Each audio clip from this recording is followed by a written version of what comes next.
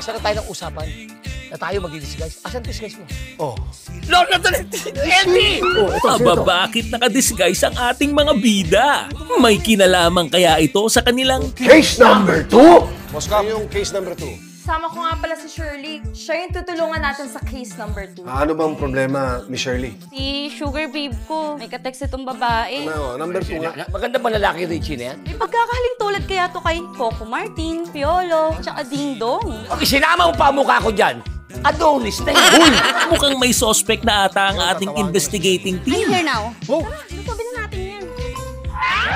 Bakit titig na titig ka? Excuse me? Oh, excuse me. Samantala sa repair shop, merong... Emergency! Teka, ano nangyari kay Boss Cap? Kanina pa nga naninigas yan Eh sino nga ba ang number 2 ng boyfriend ni Shirley? At bakit nanigas si Boss Cap? Alamin sa susunod na Wai sa Teng-Eng. Tuwing Sabado, alas 7 ng gabi sa Pure Gold Channel.